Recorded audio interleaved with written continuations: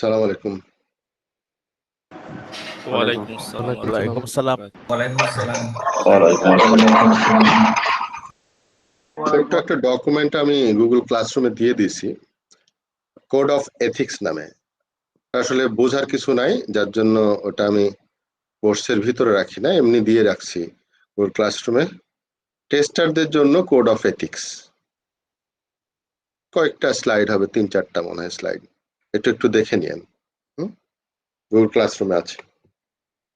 তো আজকে আমরা শুরু করব চ্যাপ্টার 2,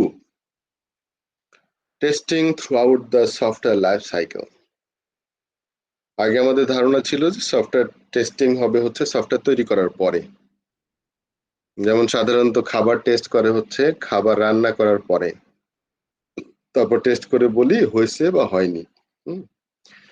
সো হয়নি বললে আসলে হবে না, কারণ এটা এক পাতিল খাবার না, এটা সফটওয়্যার, এটার জন্য অনেক বেশি ইনভেস্টমেন্ট লাগে।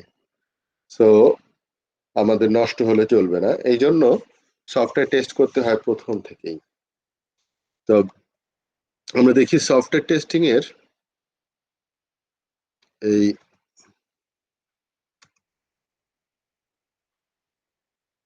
বেসিক্যালি 4টা ভাগে ভাগ করা আছে এই চ্যাপ্টারটা। সফটওয়্যার ডেভেলপমেন্ট মডেলস, যদিও মডেলস থেকে ভি মডেলটাই বেশি কার্যকরী, যার জন্য ভি মডেলেই যাব। তারপরে testing types, targets, levels of V model, প্রত্যেকটা ভি মডেলের লেভেলগুলা কি, যে টেস্ট লেভেল বলা হয়। এরপরে হচ্ছে টাইপস, তারপর হচ্ছে মেনটেনেন্স টেস্টিং।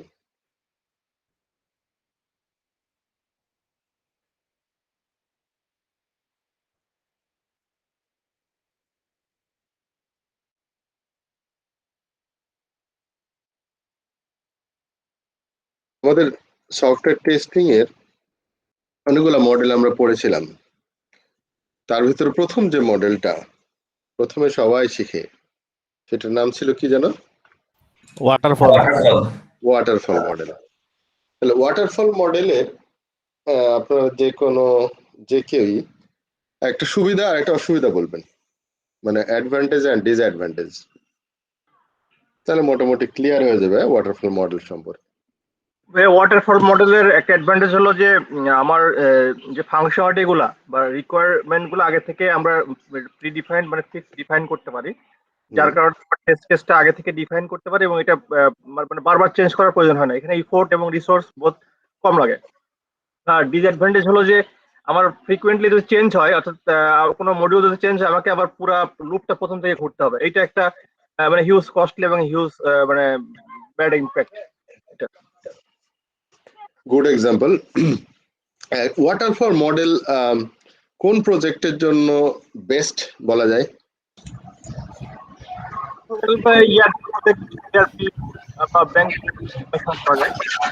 যে প্রজেক্টের ডিউরেশন লেন্থ অনেক বেশি হাই, লার্জ স্কেল প্রজেক্টের জন্য।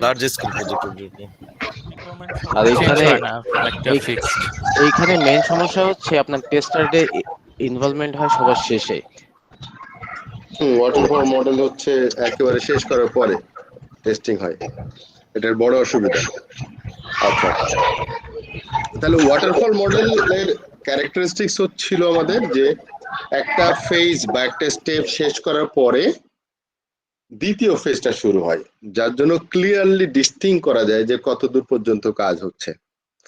এবং যেহেতু এটাকে ব্যাকট্রেস করার কোনো সুযোগ নাই, যার জন্য একদম পারফেক্টলি ডিজাইন না করলে কিন্তু এই প্রজেক্ট ফেল, কারণ আমি ব্যাকট্রেস করতে পারবো না। সো এটা একটু বড় দুর্বলতা। বড় সুবিধা হচ্ছে ওই যে হামিদ খান ভাই যেটা বললেন, সেটা হচ্ছে যে রিসোর্স প্ল্যান করা যায় খুব ভালো। প্রজেক্ট ম্যানেজমেন্টের জন্য ওয়াটারফল মডেল বেস্ট, কারণ খুব ক্লিয়ারলি ডিফাইন করা থাকে কবে কত তারিখে কোন ফেজটা শুরু হচ্ছে, কত তারিখে শেষ হচ্ছে, এর পরের ফেজটা কবে শুরু হবে, যার ফলে স্টাফিং করাটা সহজ হয়ে যায়। আমি প্রথমে তো প্রোগ্রামার নিবই না, প্রথমে বিজনেস অ্যানালিস্ট দিয়ে ধরেন ডিজাইন কমপ্লিট করার পরে এরপর আমরা নিয়োগ দেবো প্রোগ্রামার নিয়ে আসো। তাই না? জি সো ভাইয়া। প্রজেক্ট ম্যানেজমেন্টের জন্য যতটা সহজ, কস্ট ইফেক্টিভও ততটাই বলা যায়। কিন্তু আসলে রিয়েল লাইফ এরকম না, ওয়াটারফল মডেলের মতো না। যদিও আমাদের লাইফটা কিন্তু ওয়াটারফল মডেলের মতো, একবার সময় চলে গেলে ফিরে আসে না। তার মানে টাইম হচ্ছে কিন্তু ওয়াটারফল মডেল, কিন্তু আমরা যেহেতু ভুল করি, যার জন্য আমাদের ফিরে আসতে হয়। আমরা একবারে ডিজাইন করতে পারি না, যার জন্য আসলে ওয়াটারফল মডেল আমাদের সবার জন্য প্রযোজ্য না। তবে সেই সব প্রজেক্টের জন্য ওয়াটারফল মডেল মাস্ট, যেগুলা ফিরে আসার দরকার নেই। যেমন বড়, আপনারা সবাই বলেছেন যে বড় প্রজেক্ট কি ফিরে আসতে হয় না? ডিজাইন কি ভুল হয় না? স্যার তার বড় মানে প্রজেক্টের ক্ষেত্রে তো এটা আরো রিস্ক বেশি, কারণ অনেক বড় প্রজেক্ট হইলে তখন এটা আবার রিভার্ট করা তো অনেক মানে হ্যাঁ, ওয়াটারফল মডেল তো যাওয়া যাবে না বড় বড়। স্মলার প্রজেক্টের ক্ষেত্রেই তো এটা ইউজেবল হওয়া উচিত। আচ্ছা, তার মানে যেসব প্রজেক্টে ভাই ফ্রিকুয়েন্টলি সবকিছু চেঞ্জ হয়, ওগুলোতে হ্যাঁ, তো ভাই আমরা ওয়াটারফ্লো মডেলটা ইউজ করতে পারবো না। সেটা করা যাবে না। হ্যাঁ, এই জন্য বলছি, মানে বড় ছোট ব্যাপার না, ব্যাপারটা হচ্ছে যেখানেই ফ্রিকুয়েন্টলি সবকিছু ডাইনামিকলি চেঞ্জ হবে, সেটাই আমরা ওয়াটারফ্লো যেতে পারবো না। যেতে পারবো না। তাহলে আমার প্রশ্নটা ছিল যে কোন কোন প্রজেক্টে ওয়াটারফল মডেল যাওয়া যায়? স্যার যে প্রজেক্টগুলোর রিকোয়ারমেন্টস আর ফিক্সড এবং হ্যাঁ, রিকোয়ারমেন্ট ক্লিয়ার। এক্সাম্পল রিকোয়ারমেন্ট আগে থেকে প্রি ডিফাইন্ড এবং কোনো প্রবলেম নেই। যেমন স্যার ব্যাংকিং সফটওয়্যার গুলো হতে পারে স্যার। ব্যাংকিং সফটওয়্যার কি ওয়াটারফল মডেলে যাওয়া যায় না?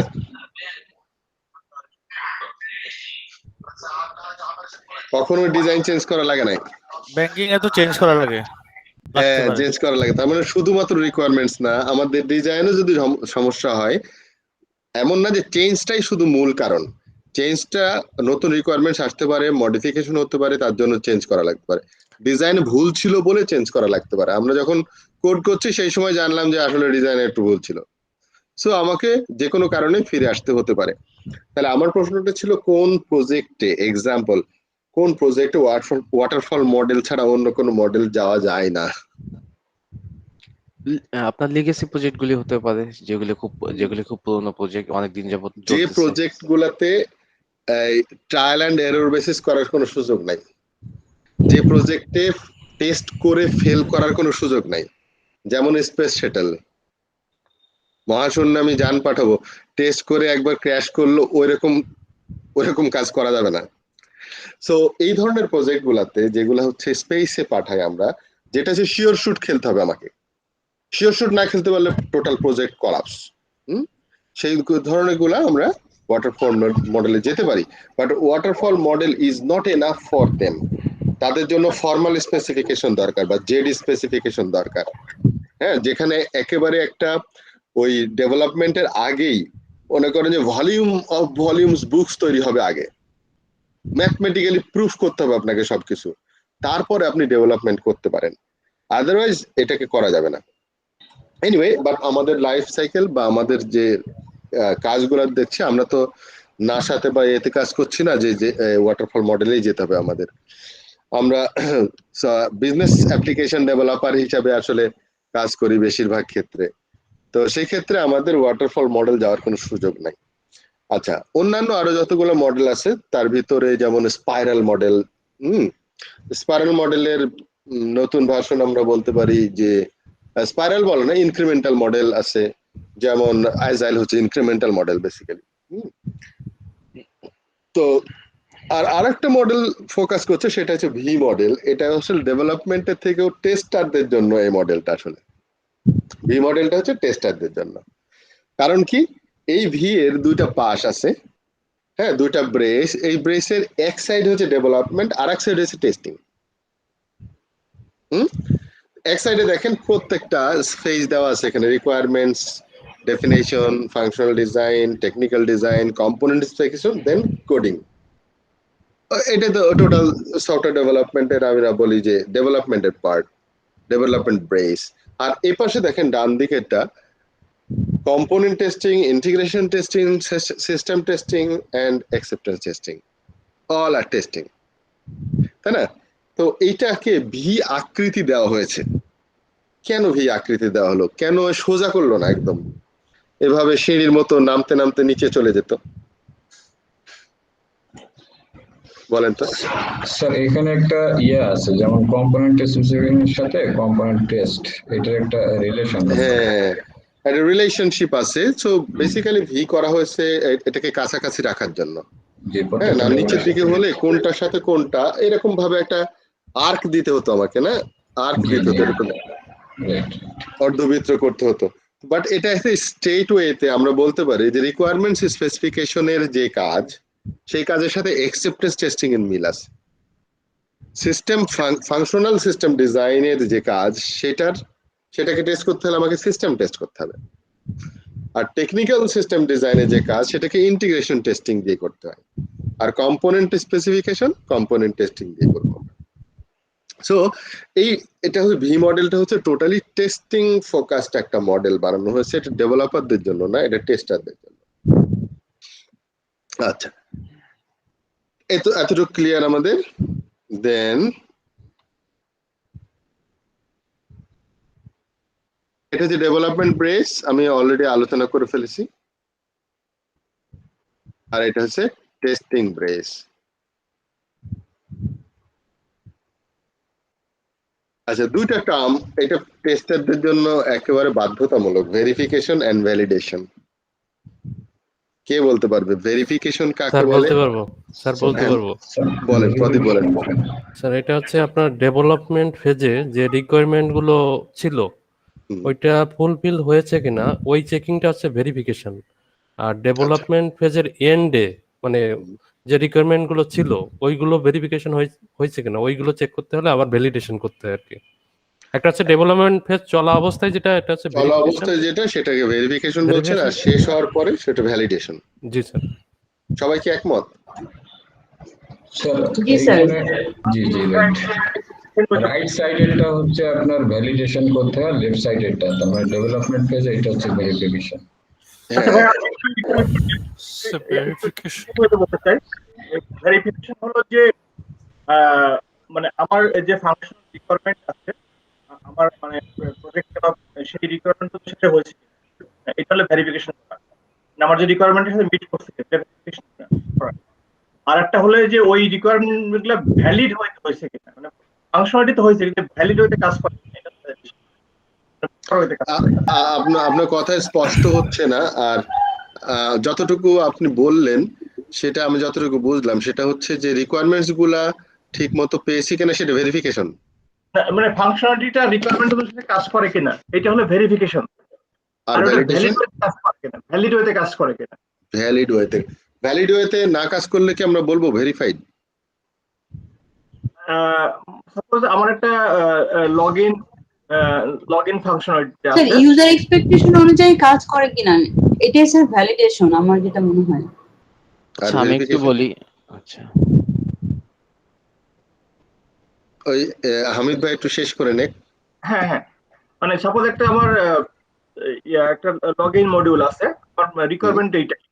সো আমি মানে লগইন মডিউলটা আমার মানে লগইন ফাংশনালিটিতে কাজ করতেছে কিনা এটা আমি ভেরিফিকেশন করলাম। এখন ওইটার আমি বিভিন্ন ধরনের ভ্যালিডেশন মানে টেস্টার লেভেলে যখন আমি ভ্যালিডেশন চেক করে ছেড়ে দেবো যেটা ওকে সাইড ফাংশনালিটি কভার করছে, তখন সেটা ভ্যালিডেশন করতে হবে।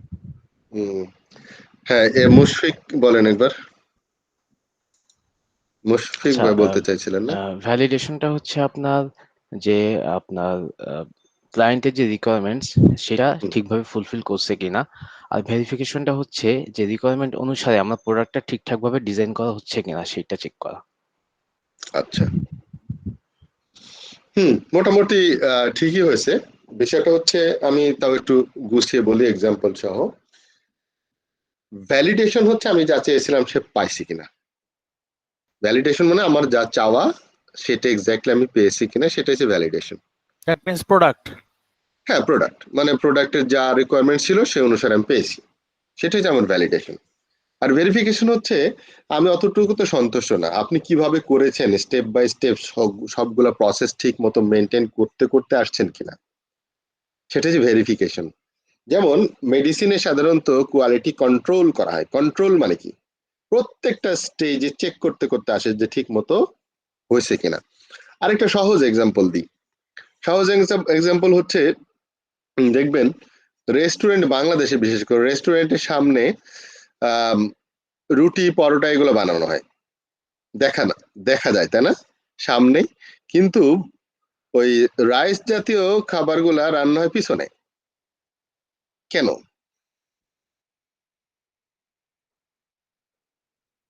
কেউ কোনদিন চিন্তা করছেন? স্যার কোয়ালিটিটা আমরা দেখতে পাচ্তেছি না, অনেকে মানে কোয়ালিটি যদি খারাপ হইতো অনেকে খাইতো না আর কি। তার মানে দেখেন, আপনি ওখানে বসে বললেন যে আমাকে আমাকে ইয়ে দেন, ভাত আর মাছ অর্ডার দিলেন, তা আপনাকে এনে দিল, ভ্যালিড হয়েছে না? ভ্যালিড হয়েছে তাই না?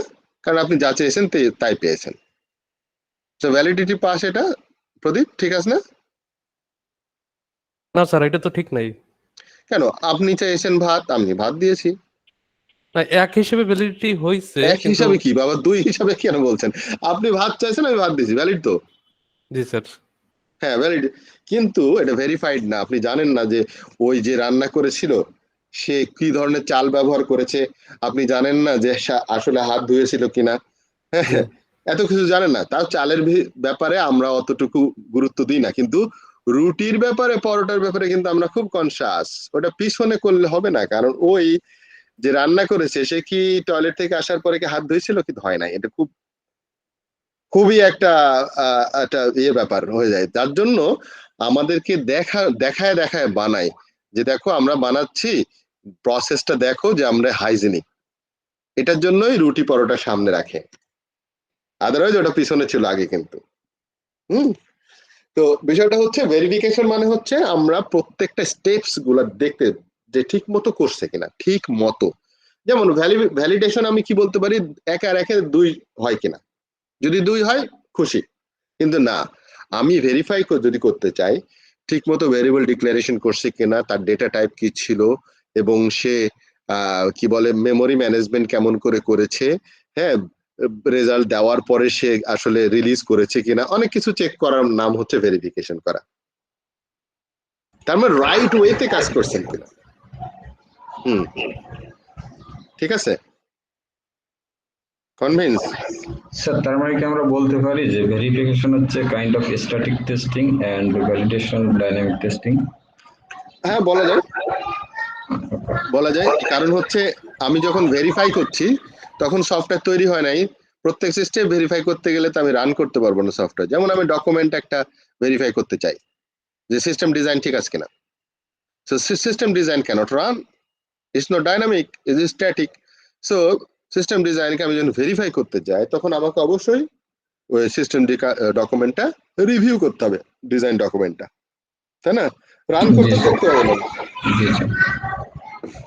তাহলে কি বলছে ভেরিফিকেশন? ভেরিফিকেশন হচ্ছে proof of compliance with stated requirements. Compliance maintain করতে গেছি কিনা, কি পাইলাম output, that is not our main headache. আমাদের হেডেক হচ্ছে ভেরিফিকেশনের যে ঠিক মতো কমপ্লায়েন্স মেনটেন করছে কিনা। যেমন আমরা বলি গার্মেন্টস এর জিএসপি সুবিধা পেতে গেলে কমপ্লায়েন্স মেনটেন করতে হবে। আরে তোমার এখানে ওই শ্রমিকরা রাতে ঘুমালো না দিনে ঘুমালো এটা দেখার দরকার আছে? তোমার তো মাল পেলেই যথেষ্ট না, কোয়ালিটি মাল পেলে যথেষ্ট না। কেন করে বলেন তো? কেউ কোনদিন চিন্তা করছেন যে কেন এগুলো চেক করে দেখে? ও ঠিক মতো ঘুমায় কিনা, তারপরে ও স্বাস্থ্য ভালো আছে কিনা, তারপরে ওর ওয়ার্কিং টাইম কতটুকু, তার ফ্যামিলি লাইফ কেমন, এগুলো চেক করে কেন আমেরিকানরা? স্যার এগুলো চেক করা হচ্ছে যে যদি আমার রিসোর্স যদি ঠিক মতো সুস্থ না থাকে তাহলে তো আমার প্রোডাক্টটা ভালো হবে না। না, প্রোডাক্টটা ভালো কিউসি কন্ট্রোল করে তো আপনাকে দেওয়া হচ্ছে, আপনি ভালো হবে কি না হবে আপনি ওটা আলটিমেটলি দেখবেন, তাই না? না দেখে তো নিচ্ছেন না। কিন্তু তাহলে আমরা এই কেন কমপ্লায়েন্স গুলা, ওদের কমপ্লায়েন্স গুলা আমাদেরকে মেনটেন করতে হবে, এটা কখনো চিন্তা করছেন? এটার মূল কারণ হচ্ছে আজকে ধরেন আপনি কি বলে বড় ইয়ে কাদের, ধরেন ওয়ালমার্ট আমার কাছ থেকে গার্মেন্টস প্রোডাক্ট নেয়। তো ওয়ালমার্ট ছাড়া যতগুলা ইয়ে আছে, আউটলেট আছে, সব জায়গায় মাল ঠিক মতো যেন এনশিওর করতে পারে তার জন্য সাপ্লায়ার তো আমি যদি হঠাৎ করে ফেল করার যত ধরনের কারণগুলো আছে তার ভিতরে সেইগুলা ওরা আগে প্রোটেক্ট করতে চায় যে না, রাশেদ করিম যেন ফেল না করে। কারণ আমি ফেল করলে অর্ডারটা দেওয়া ক্যান্সেল হওয়া ব্যাপার না, ওদের তো ব্যবসা ক্লোজ, ওদের ব্যবসা লস হয়ে যাবে বিশাল বড়। তার মানে ওর পুরো ভ্যালু চেনটা এনশিওর করার জন্যই এই কমপ্লায়েন্স গুলা তাদের মেনটেন করতে হয়, আদারওয়াইজ আপনার সাথে মাল নেবে না। আপনি কি এরকম লোককে পছন্দ করবেন যে দুদিন আপনার সাথে ভালো ব্যবহার করছে পরের দিন নাই? তার মানে আমরা চাই হচ্ছে অ্যাসিউরেন্স, কোয়ালিটি অ্যাসিউরেন্স। এখন বুঝছেন কোয়ালিটি অ্যাসিউরেন্স কাকে বলে? অ্যাসিউর করতে হলে আপনাকে not only or providing the quality software, no, you have to have the quality process. So quality process যদি আপনাকে ঠিক মতো মেনটেন করতে হয়, you have to go for verification, must. বুঝতে পেরেছেন? জি স্যার। জি স্যার। রাশেদ স্যার, আমার একটা ছোট কোশ্চেন ছিল এই জায়গাতে।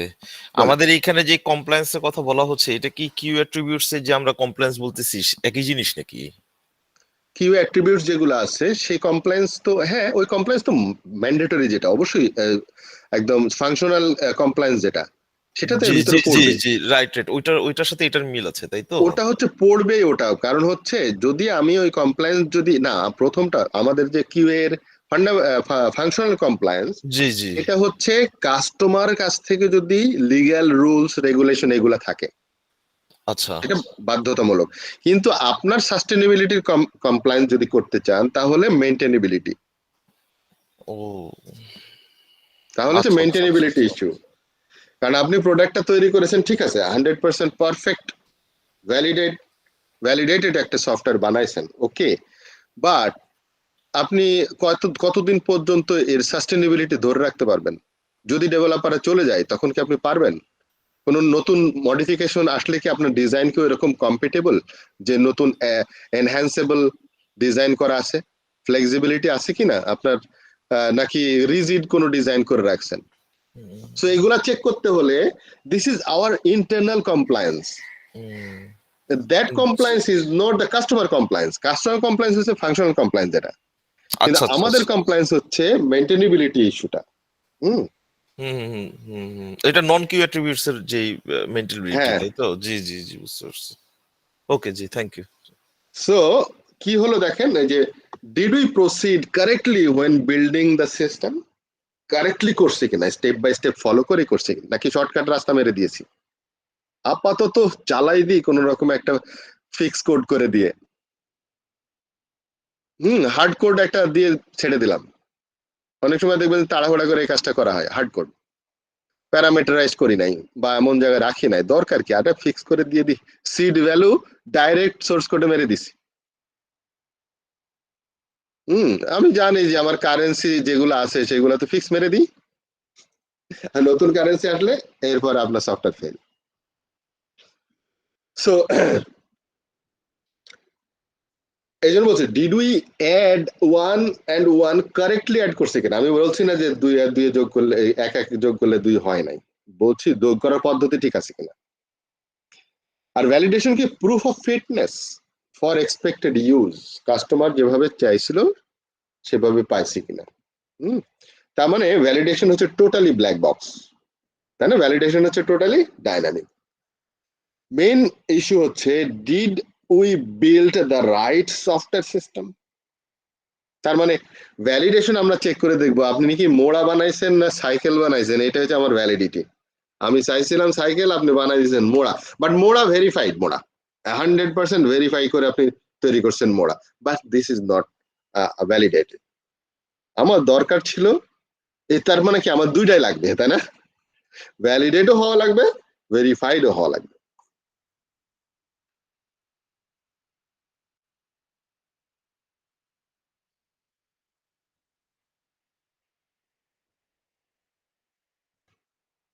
তো ভেরিফিকেশন হচ্ছে আমাদের লেফট রেস অলওয়েজ বলছে the each development level is verified against the content of the level above it. তার মানে কি দাঁড়ালো, ফাংশনাল সিস্টেম ডিজাইন যখন আমি করব এটাকে আমি ভেরিফাই করতে চাই, তো ভেরিফায়ার আমার বেসটা কোথায়, বেসটা হচ্ছে রিকোয়ারমেন্টস। তার মানে according to requirements functional design কি পারফেক্ট হয়েছে, কমপ্লাই করে কিনা, কোনো রিকোয়ারমেন্টস বাদ গেল কিনা। সো ভেরিফাই মানে হচ্ছে to give a proof of evidence to subordinate, this is substantiate. পরেরটার আমি প্রুফ করতে চাচ্ছি যে আমি এর আগেরটা দিয়ে যে অ্যাকর্ডিং টু রিকোয়ারমেন্টস ডিজাইন ঠিক আছে কিনা, সেটা হচ্ছে ভেরিফিকেশন। তার মানে ভেরিফিকেশন মানে হচ্ছে আপার দিকে তাকাতে হবে, অ্যাবাভ ফেজে দেখতে হবে আমাকে সেটার সাথে আমার এটা করছে কিনা।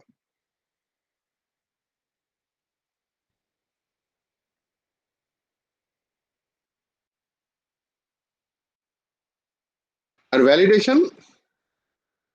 validation refers correctness of each development level,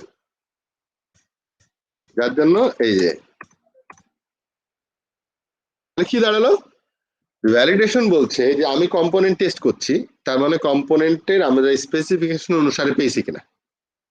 তার মানে স্পেসিফিকেশনে যা করা আছে কম্পোনেন্ট টেস্ট করে আমরা বলবো যে এক্স্যাক্টলি স্পেসিফাইড যা করা হয়েছে কম্পোনেন্ট সেই কম্পোনেন্টই তৈরি হয়েছে, এটা হচ্ছে ভ্যালিডেশন।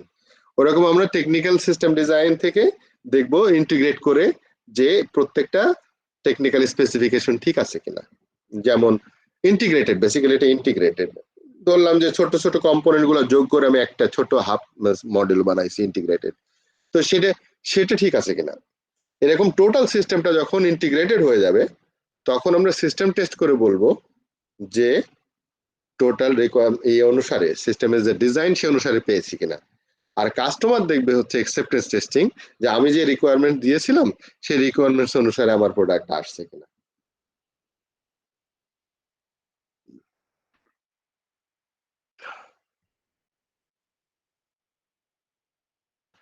তো এই সমস্ত কাজগুলাকে যদি আমি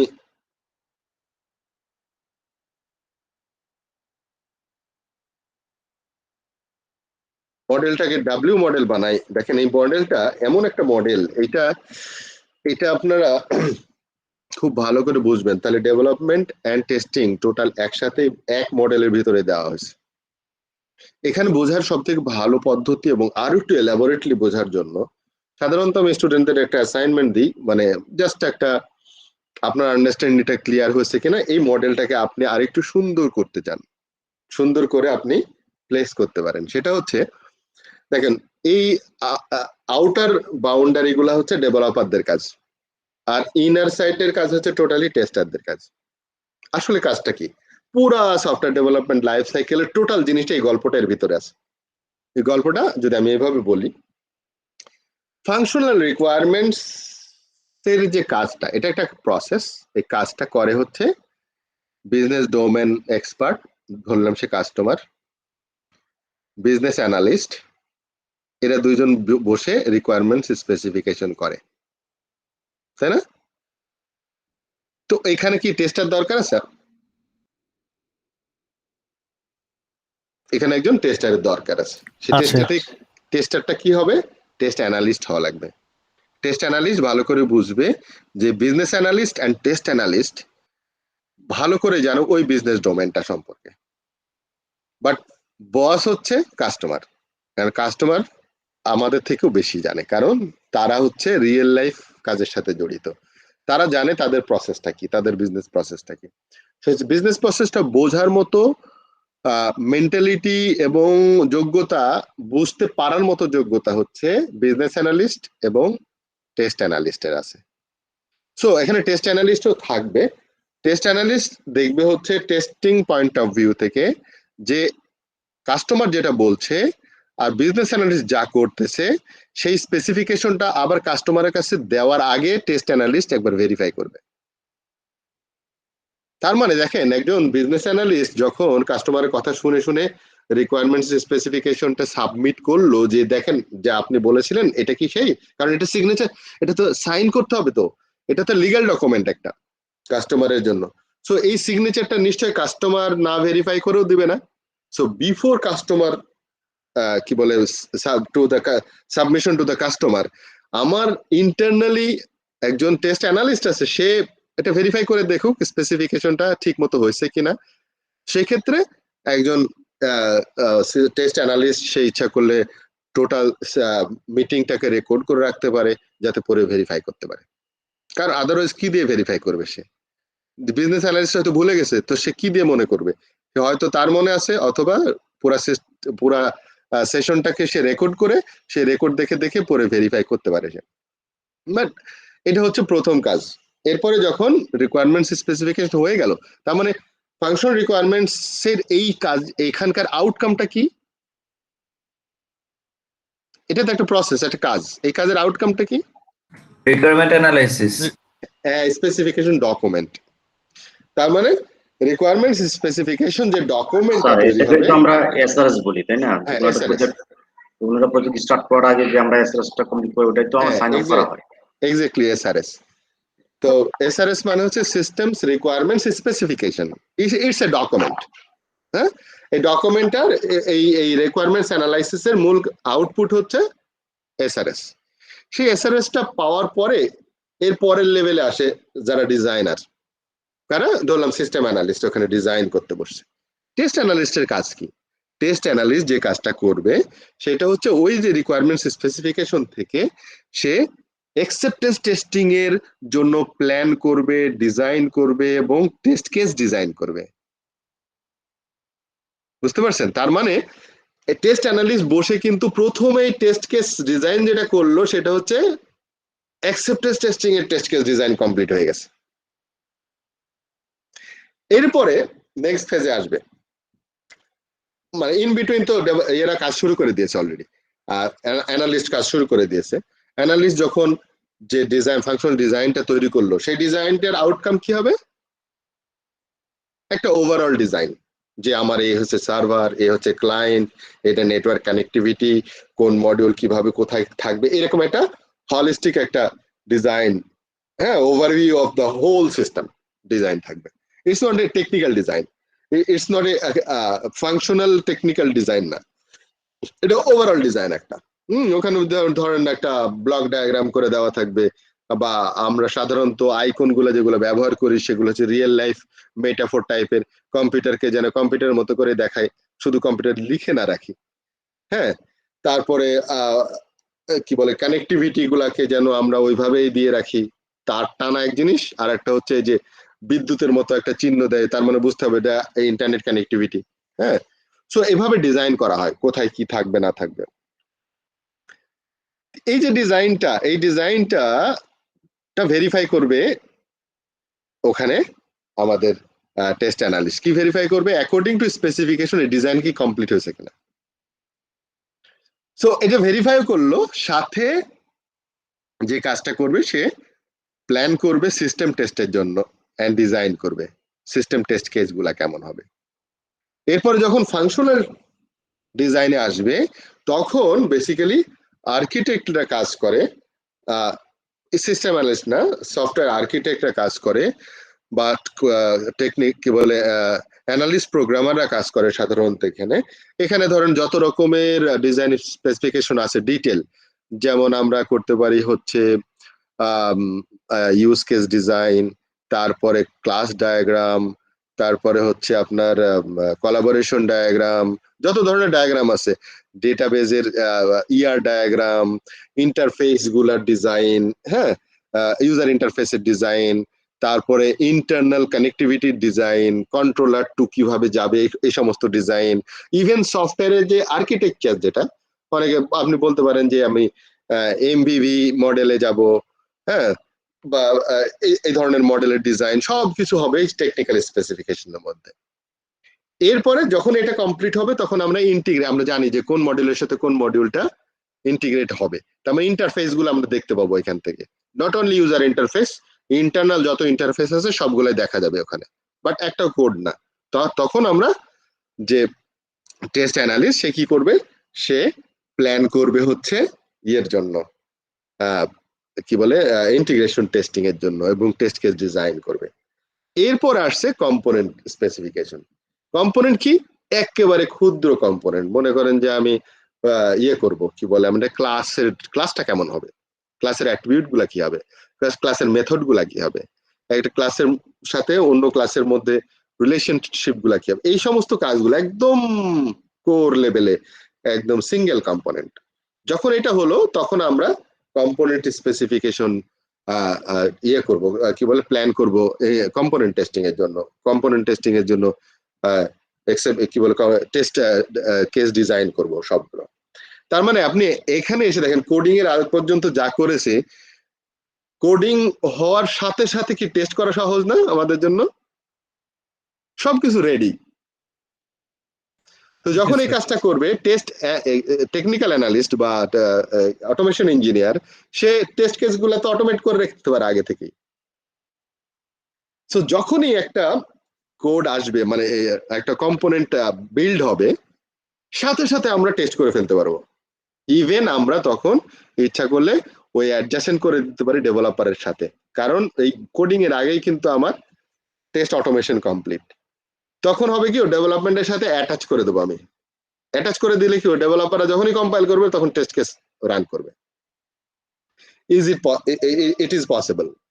তখন যেমন আমরা এইভাবে এক্সাম্পল দিই, দেখেন একটা প্যারেন্ট বাচ্চা জন্মানোর আগে, বাচ্চা যখন মানে কনসিভ করা থেকে শুরু করে ডেলিভারি আগ পর্যন্ত টোটাল প্রিপারেশন নিয়ে ফেলে না? বাচ্চা জন্মানোর সাথে সাথে কি ও কি জিনিসপত্র কিনতে যায় না? দোলনা কিনে নিয়ে এসে, অমুক কিনে এসব করতে যায় না, আগে থেকে রেডি করে রাখে। সো টেস্টাররা কিন্তু এই জন্য আগে থেকে রেডি করে রাখবে, একটা বাচ্চা জন্মানোর সাথে সাথেই যেন তাকে টেস্ট করতে পারে। সো যখন এই কম্পোনেন্ট টেস্ট করা হলো, তখন সাথে সাথে টেস্টারদের কাজ শুরু হয়ে গেছে। কিন্তু টেস্টাররা কি করবে, যদি ডিফেক্ট পায় রিপোর্ট করবে, রিপোর্ট করলেই আবার ডেভেলপার ওটা ডিবাগিং করবে এবং কারেকশন করে আবার দেবে, তখন আবার রিটেস্ট করবে। এই তো কাজ টোটাল সিস্টেমের। এইভাবেই আস্তে আস্তে পুরো ফ্লোর মতো চলতে থাকবে পুরো ডেভেলপমেন্ট অ্যাপ্রোচটা। সো এই ডাব্লিউ মডেল, এটাকে ডাব্লিউ মডেল। আমি যে গল্পটা করলাম, আপনার ইচ্ছা করলে, যার ইচ্ছা, আমি কাউকে বলছি না যে এটা করতে হবে বাধ্যতামূলক, এই ডিজাইনটাকে নিয়ে আপনারা ছোট ছোট আইকন করে দিয়ে কোন প্রসেসে কারা কারা কাজ করছে, ধরেন লিজেন্ড তৈরি করে রাখলেন, যে নীল রঙের একটা ছোট মানুষ বানালেন, ওটা হচ্ছে বিজনেস অ্যানালিস্ট, একজন কাস্টমার, একজন সিস্টেম অ্যানালিস্ট, একজন হচ্ছে টেস্ট অ্যানালিস্ট, একজন অটোমেশন ইঞ্জিনিয়ার, একজন টেস্টার, এরকম করে ছোট ছোট মানুষের মতো আইকন করে ওই কোনায় কোনায় বসাই দিলেন যে এখানে এই কাজগুলা হচ্ছে। প্লাস এখানে কিন্তু বলা নাই যে কোন প্রসেসের আউটকাম কি, আপনারা ওটা রাউন্ড শেপ করে আউটকাম গুলাও বলে দিতে পারেন, যেটা আমি মুখে বললাম এতক্ষণ, যে এটা একটা কমপ্লিট বড় একটা ডিজাইন দাঁড় করাতে পারেন, এই একটা মডেল। ইচ্ছা আপনার।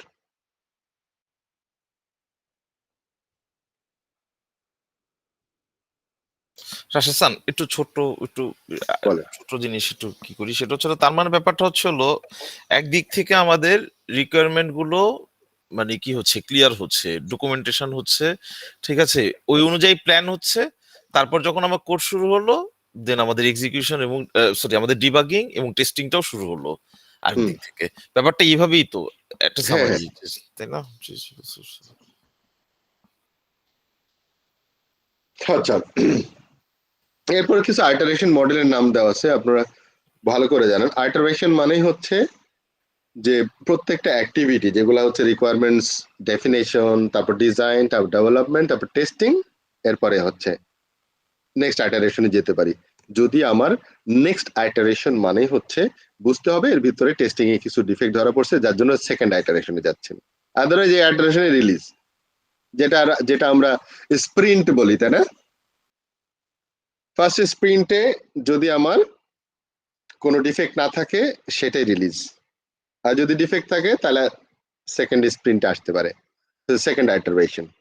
সো আইটারেশন কতগুলো মডেল আছে, যেমন প্রোটোটাইপিং, তারপরে র্যাড বলা হয়, র্যাপিড অ্যাপ্লিকেশন ডেভেলপমেন্ট মডেল, তারপরে রেশনাল ইউনিফাইড মডেল, RUP বলে। হ্যাঁ, এ ধরনের অনেকগুলো মডেল আছে, বাট সব মডেলেরই মূল বিষয়টা হচ্ছে, আমরা XP আছে, হ্যাঁ, মূল বিষয়টা হচ্ছে characteristics হচ্ছে each iteration contributes with additional characteristics of the system under development. কি বললো, প্রত্যেকটা আইটারেশন মানে হচ্ছে নেক্সট আইটারেশন যাওয়া মানে হচ্ছে বুঝতে হবে অ্যাডিশনাল ক্যারেক্টারিস্টিক্স আসছে, আদারওয়াইজ নেক্সট আইটারেশন যেতাম না। Each iteration can be tested separately, এমন না যে আগের মতো করেই করবেন আপনি, কারণ নেক্সট অ্যাডারেশন মানেই হচ্ছে এডিশনাল ক্যারেক্টারিস্টিক্স। এডিশনাল ক্যারেক্টারিস্টিক্স মানেই হচ্ছে নতুন টেস্ট কেস বা টেস্ট কেস মডিফাই হবে, হতেই হবে। তো তার মানে কি, যারা অ্যাজাইল নিয়ে কাজ করছেন তাদের কিন্তু টেস্ট কেস ডিজাইনটা হচ্ছে কমপ্লিটলি ডায়নামিক অবস্থায় থাকতে হবে। যে আইটারেশন হওয়া মানে চেঞ্জ হয়ে যাবে, অনেকটা চেঞ্জ হয়ে যাবে, বেশিরভাগই থাকবে, তারপরেও দেখবেন যে কিছু ভালো একটা চেঞ্জ আসবে। Regression test and test automation আর হাইলি রিলেভেন্স, কারণ আমি টেস্ট অটোমেশন না করলে এখন আমাদের এফোর্ট দিতে হবে টেস্ট কেস ডিজাইনে বেশি, rather than test execution and কি বলে ডিফেক্ট রিপোর্টিং, ওটাকে অটোমেশনে নিয়ে আসতে হবে আপনাকে। তার মানে আমাদের অটোমেশনটা যদি আমরা করে ফেলতে পারি, তাহলে test execution and defect reporting যদি অটোমেটেড হয়, তাহলে আমাদের প্রধান কাজ হবে ভেরিফিকেশন, প্রধান কাজ হবে ডিজাইনিং। এটা হচ্ছে তখন পারফেকশনে যেতে পারবেন আপনি। সফটওয়্যার আপনি বলতে পারবেন যে আমাদের সফটওয়্যার যখনই রিলিজ হবে দ্যাট ইজ 90% বা এত পার্সেন্ট এরর ফ্রি। আমরা 99.99% বলে না অনেকে, কেন বলে? এই বলে হচ্ছে এই কোয়ালিটি অ্যাসিওর করার জন্য বলতে পারে।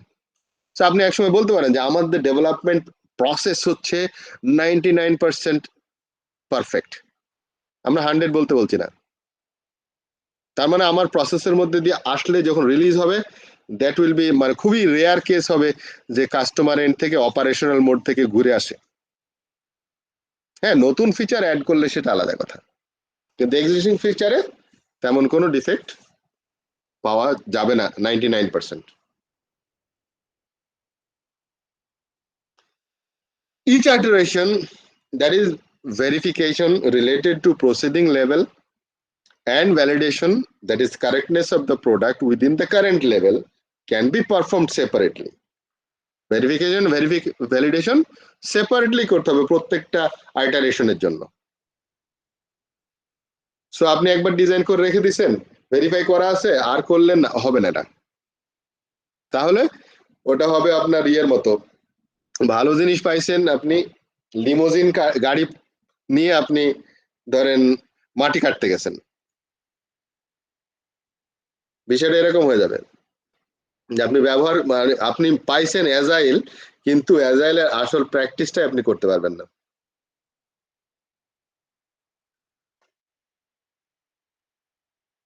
টেস্ট ড্রিভেন ডেভেলপমেন্ট, এটা খুব দারুণ একটা জিনিস। এই সে making more empowerment to the tester. Test driven development মানে কি, শব্দের অর্থ কি?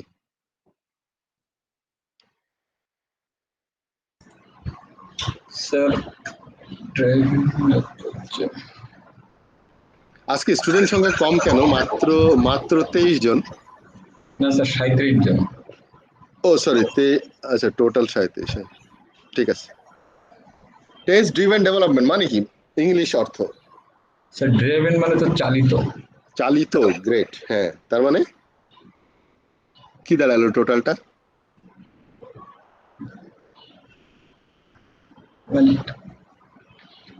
যে ডেভেলপমেন্টটাকে আর কি টেস্টিং এর থ্রুতে আসলে ড্রাইভ করা হয়। হ্যাঁ, কারেক্ট।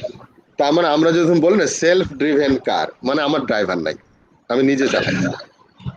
হ্যাঁ, আবার বলে যে অটো পাইলট, মানে ইয়ার ড্রিভেন কার, কি বলে ওটা, কি বলে, যেখানে ইয়ে থাকে না, ড্রাইভার থাকে না, ড্রাইভারলেস বা সো ড্রিভেন মানে হচ্ছে চালিত। তো আমার টেস্ট ড্রিভেন ডেভেলপমেন্ট, টেস্টের দ্বারা ডেভেলপমেন্ট চালিত হয়। তার মানে ড্রাইভিং ফোর্সে, ড্রাইভিং সিটে কে বসে? টেস্টিং। Tester, right. টেস্টিং বসে আছে ড্রাইভিং সিটে, ডেভেলপমেন্টকে আমরা চালাবো, ডেভেলপমেন্ট প্রসেসকে টেস্টিং প্রসেস চালাবে। তার মানে যদি আপনি ডেভেলপমেন্ট প্রসেসকে টেস্টিং প্রসেস চালাইতে পারে, তার মানে ডেভেলপারদের টেস্টাররা চালাবে। যদি এই কথাটা খুব নেগেটিভ কথা শোনালো, হ্যাঁ এইভাবে বলেন না, মানে আপনার টেস্টিং প্রসেসকে দ্বারা যেন চালিত হয় ডেভেলপমেন্ট প্রসেসটা, তাহলে কি করতে হবে আমাকে? তার মানে খুবই দুটো পয়েন্ট হবে। একটা হচ্ছে যে টেস্টিং প্রসেসটা এমন একটা পর্যায়ে নিতে হবে যাতে ডেভেলপমেন্টেরা তাকিয়ে থাকে যে টেস্টিং প্রসেসটা আসলে কেমন, অ্যাকর্ডিং টু টেস্টিং প্রসেস আমরা ডেভেলপ করব, তাই না?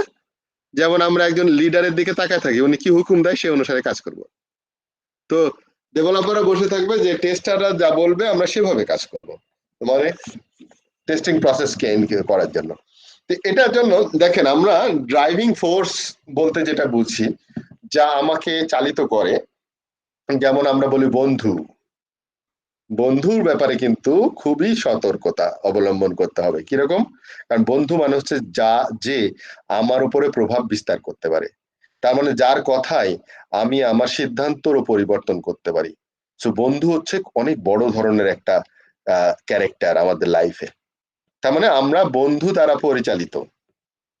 যদি আপনি এখন কোন বন্ধু যে আপনাকে ভুল পথে চালাচ্ছে তাকেও আপনি বন্ধু হিসাবে যদি নেন, তাহলে আপনি ভুল পথে যাবেন, তার বন্ধু দ্বারা চালিত তো আপনি।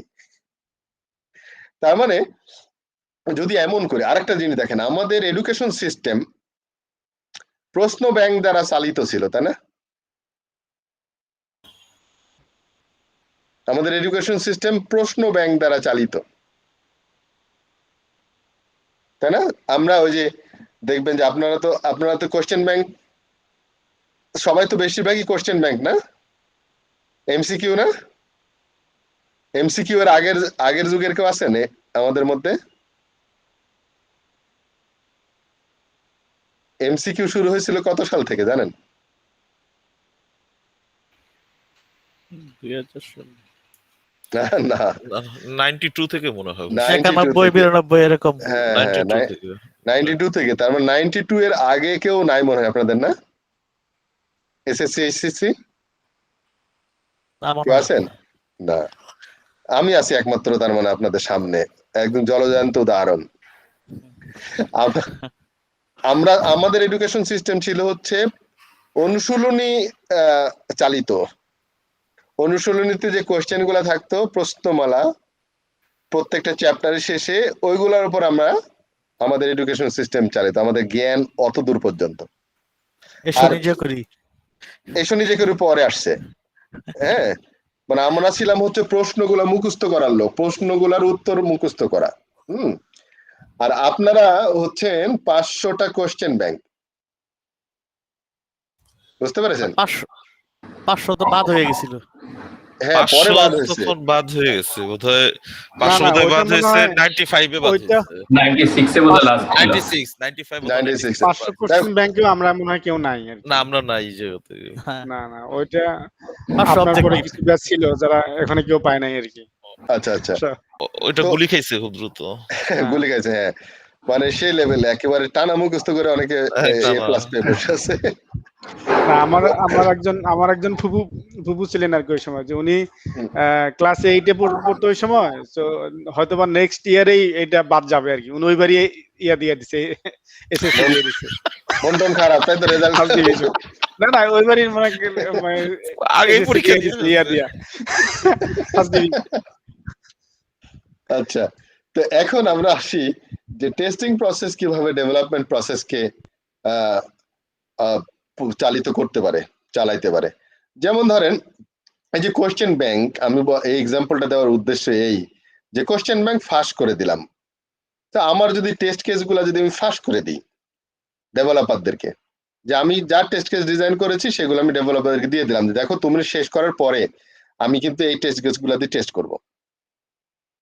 তো প্রশ্নপত্র ফাঁস, তো প্রশ্নপত্র ফাঁস মানে কি? এখন দেখেন ডেভেলপাররা কি করবে, ডেভেলপারদের মূল টার্গেট হবে এই টেস্ট কেসগুলো পাস করানো, তাই না? তার মানে এখন দেখেন আমি যদি টেস্ট কেসগুলো জানিয়ে দিই তাকে, সে টেস্ট কেস দ্বারা চালিত ডেভেলপমেন্ট হবে। স্যার আমরা তো কখনো দেই না এটা। আমরা দেই না কারণ আমরা হচ্ছে অতটা উদার না, তাই না? আমরা তো উদার না, আমরা তো প্রশ্ন দিলে তো ফেল করাইতে পারবো না, মুশকিল তো না, মুশকিল হয়ে গেলে তো সমস্যা, তাহলে তো চাকরি থাকবে না আমাদের। আরে একটা বাঘও ধরা পড়ে না, সব তো ফিক্স করে ফেলেছে তারা, বিষয়টা এরকম হয়ে যাবে না? তাহলে বিষয়টা আসলে কি দাঁড়াচ্ছে? দাঁড়াচ্ছে এই, যদি আমি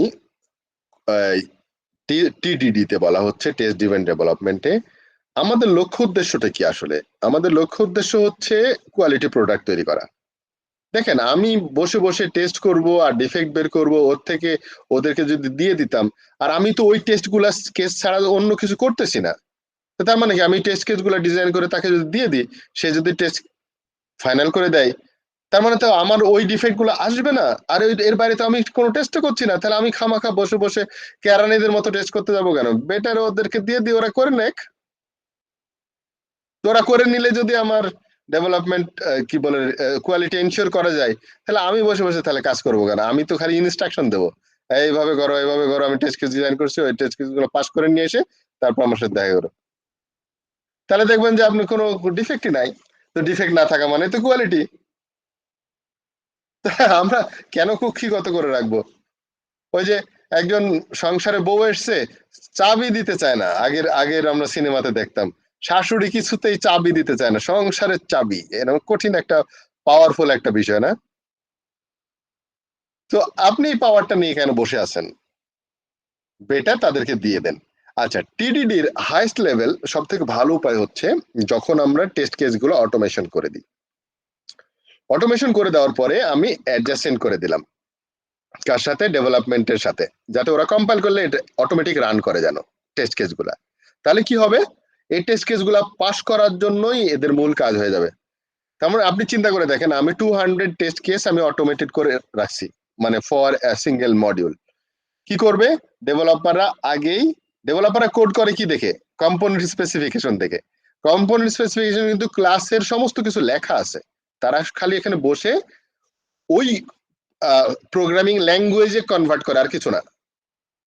একটা ক্লাস ডায়াগ্রাম কিন্তু it's a quite enough to understand, যে আপনি ইচ্ছা করলে আপনি সি দিয়েও করতে পারেন, সি প্লাস প্লাসে করতে পারেন, জাভাতে করতে পারেন, সি শার্পে করতে পারেন, যা খুশি যে কোনো ল্যাঙ্গুয়েজ দিয়ে করতে পারেন অ্যাকর্ডিং টু কম্পোনেন্ট স্পেসিফিকেশন।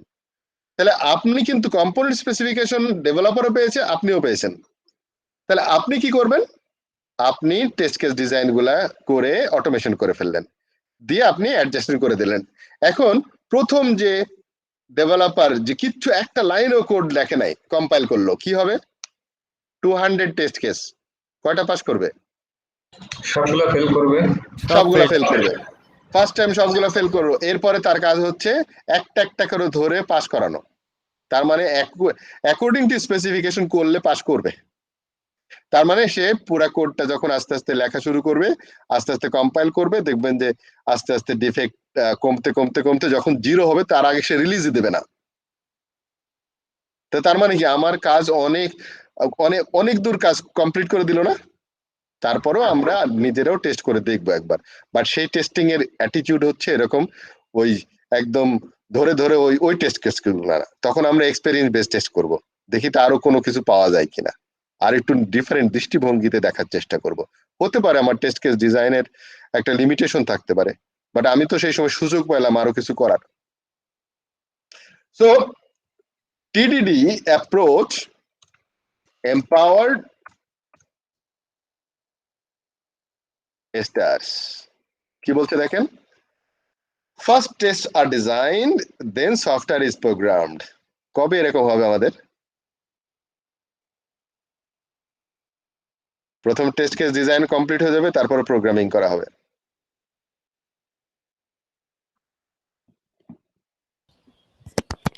আমাদের দেশে তো ভাই এটা মানবেই না। এই যে মানবে না বলে নিছে, আগে থেকে শশী ধরে নিছে যে ডেভেলপারকে ভাই টেস্ট কেস দিলে বলবে যে আমি কেন এই টেস্ট কেস ধরে করব?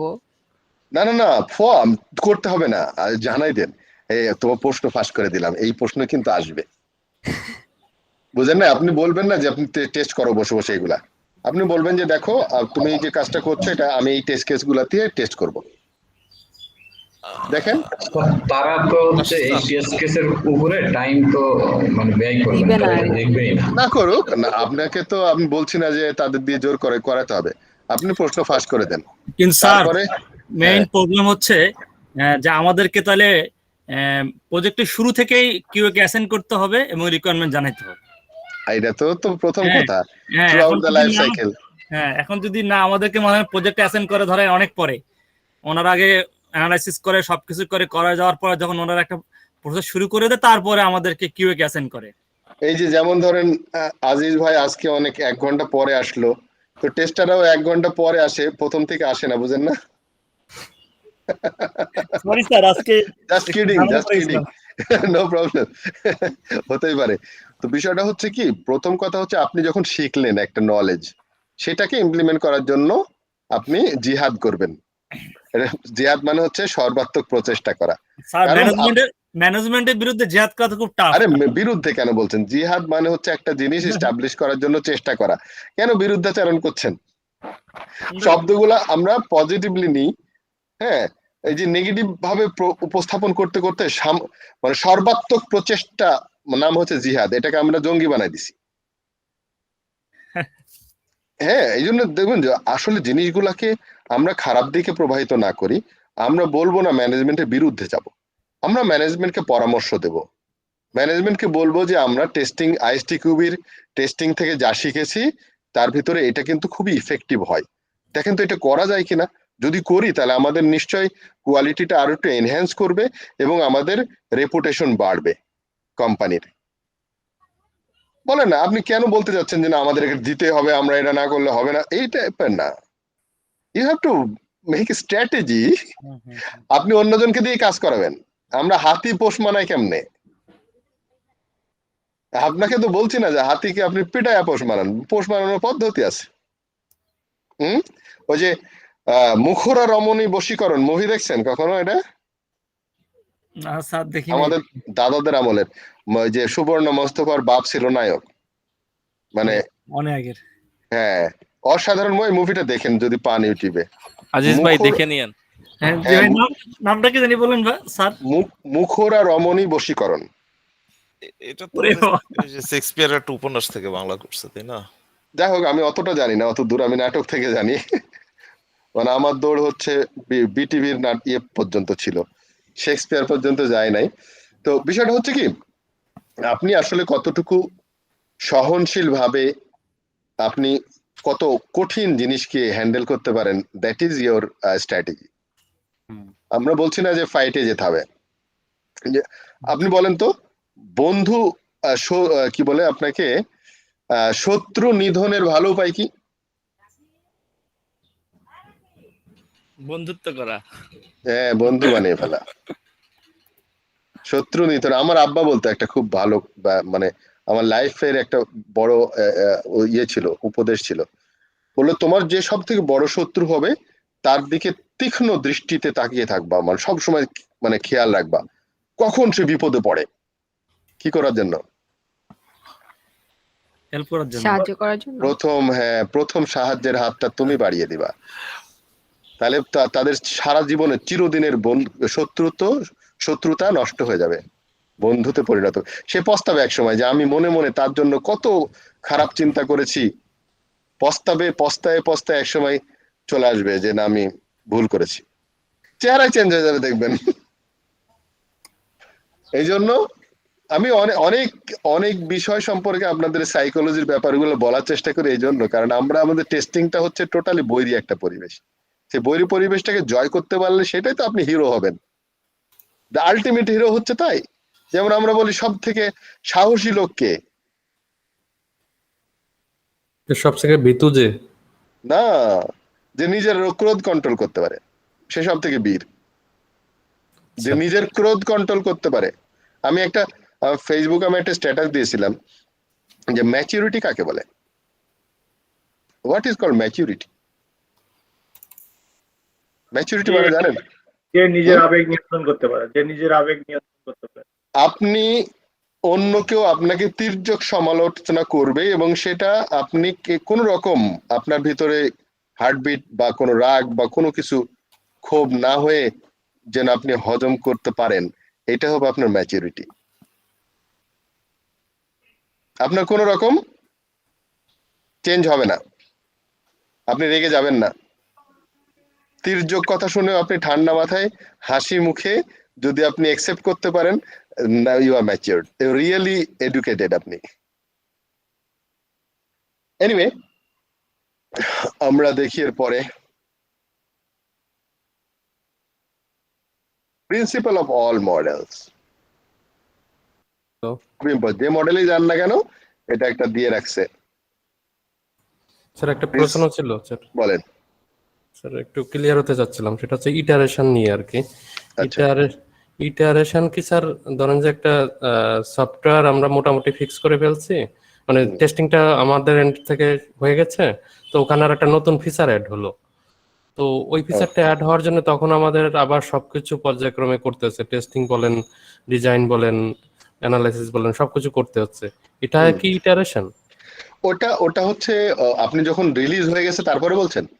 হ্যাঁ, মনে করেন এক স্প্রিন্ট শেষ হয়ে গেল, আমার নতুন আর একটা স্প্রিন্ট শুরু হলো, তখন শুরু হলো কিছু ফিচার অ্যাড করে। আচ্ছা আচ্ছা, হ্যাঁ এটার জন্য তো শুরু হয়। নতুন ফিচার বলতে আপনি রিলিজ হওয়ার পরেই করছেন। আপনি কি স্প্রিন্টের কথা বলছেন নাকি রিলিজ হওয়ার পরে মেইনটেনেন্সে চলে গেছে, অপারেশনে চলে গেছে তারপরে আসছে? না না না না না, মেইনটেনেন্সে যায়নি, জাস্ট রিলিজ হয়েছে আর কি। মানে একটা মডিউল রিলিজ হয়েছে, আরো মডিউল বাকি আছে, এরকম কিছু? Right right right right. তার মানে হচ্ছে আপনার অ্যাজাইলের মতো। তো এটা হচ্ছে, ওটাকে আমরা আইটারেশন বলবো না, ওটা ইনক্রিমেন্টাল। অ্যাজাইল হচ্ছে নরমালি ইনক্রিমেন্টাল। হ্যাঁ, কি করি আমরা, যে আমরা প্রথমে ভাগ করে নিচ্ছি, মনে করেন আমার 100টা টাস্ক আছে, আমি প্রথম 10টা করেছি, তারপরে 10টা, ইনক্রিমেন্টালি আস্তে আস্তে বিল্ড আপ হচ্ছে। আর আইটারেশন বলছে এই যে একটা স্প্রিন্টই যখন আমি ডিজাইন করলাম, ডেভেলপ করলাম, টেস্ট করে কিছু ডিফেক্ট ধরা পড়ছে, আবার আমি ফিক্স করতে গেলাম, তখন বা ওই মডিউলটির ভিতরে যদি কোনো রকম নতুন কিছু আসে, কারণ কাস্টমার সেই সময় তো এখানে এটা কিন্তু কাস্টমার অ্যাকসেপ্টেন্স টেস্টিংও লাগবে। এই স্প্রিন্টে কাস্টমার বললো যে না আমার একটু একটা ভুল হয়ে গেছিল, একটু অ্যাড করা লাগবে, সেটাও হতে পারে, বা কোনো ডিফেক্ট আছে সেটাও হতে পারে। সব মিলে এই মডিউলটাই, অতটুকু মডিউলে আমি যদি আরেকবার করি তাহলে ওটাকে বলা হয় একটা আইটারেশন বা নেক্সট আইটারেশন। মোট কথা স্যার, প্রোডাক্ট চলে গেলে, প্রোডাক্ট লেভেলে চলে গেলে ওখান থেকে কিছু আবার নতুন ক্লায়েন্টের যদি কোনো ইয়া থাকে, যে মানে কমপ্লেইন থাকে, ওইটা যদি আবার ওটাকে বড় আইটারেশন। বিষয়টা হচ্ছে এরকম, ধরেন আমরা সূর্যের চারিদিকে ঘুরছি, জি, সূর্য আবার অন্য কারো চারিদিকে ঘুরে, জি স্যার, হ্যাঁ আমাদের গ্যালাক্সিটা আবার ঘুরছে কোন দিক দিয়ে। তো ব্যাপারটা হচ্ছে এরকম, আমরা ছোট ছোট আইটারেশন মনে ধরেন আমরা ঘুরছি এটা আইটারেশনে, এরপরে যখন আমি পুরো মডিউলটা নিয়ে যদি আবার ঘুরতে পারি, যদি নতুন রিকোয়ারমেন্টস দেয়, সেটা হচ্ছে পরবর্তীতে। আচ্ছা, ওটাকে আপনি আইটারেশন ধরতে পারেন, বড় আইটারেশন। বুঝতে পারছি স্যার। স্যার আর একটা প্রশ্ন ছিল টিডিডি নিয়ে। টিডিডি, হ্যাঁ বলেন। হ্যাঁ, এটা হচ্ছে যে স্যার বলা হচ্ছিল যে অটোমেশন স্ক্রিপ্ট লিখে ওই ডেভেলপার যখন কাজ করবে তার সঙ্গে সিঙ্ক আপ করে সিঙ্ক করে দেয়, অ্যাডজাস্টমেন্ট করে দেওয়া বললাম। তো কথা হচ্ছে যে কিছু কিছু জিনিস তো স্যার ওই ডেভেলপমেন্টের সাথেও মানে স্ক্রিপ্টের কিছু রিলেশন রয়ে যায়, যে উনি একটা ক্লাস লিখলো, আমি ওই ক্লাসটাকে আমার স্ক্রিপ্টে আমি কেমনে করবো আর কি, মানে তার সঙ্গে কিছু একটা, সেক্ষেত্রে আমি যদি আগে করে ফেলি। এখন বিষয়টা হচ্ছে কি, আপনি তো ধরেন ডেভেলপারও তো কোড করছে নিজের মন থেকে না, ডেভেলপারও কোড করছে হচ্ছে কম্পোনেন্ট স্পেসিফিকেশন থেকে।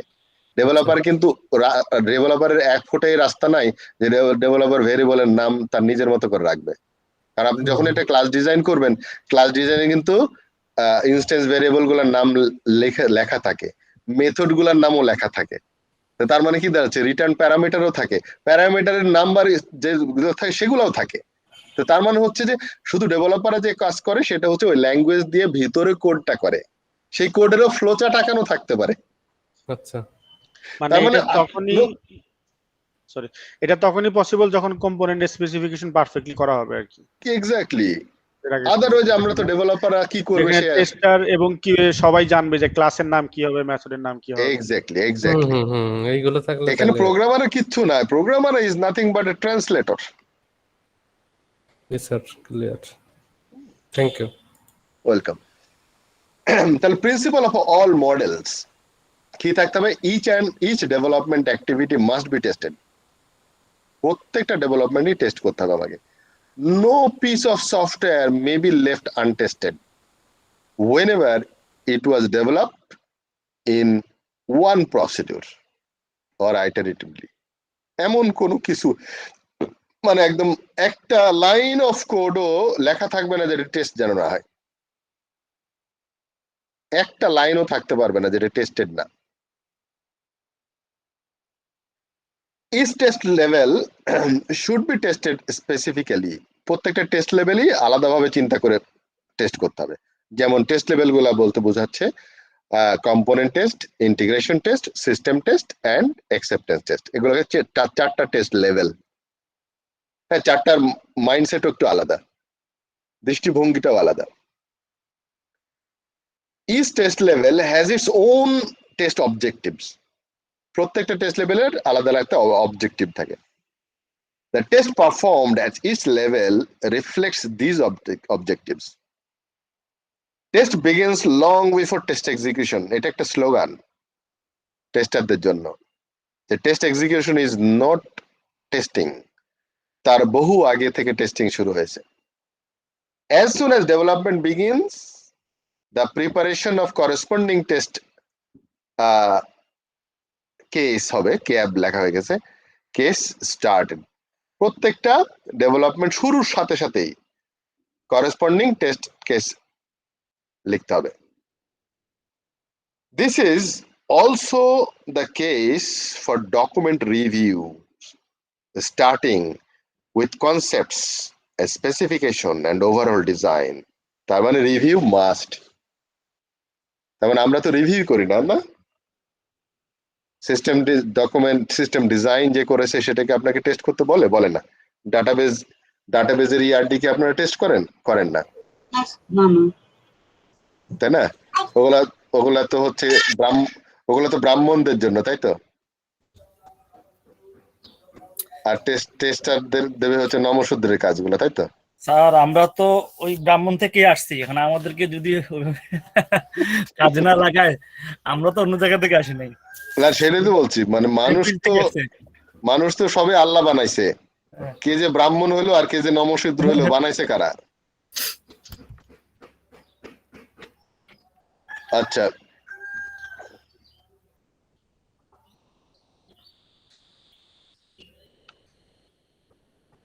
তো আমাদের প্রথম এপিসোড শেষ হলো।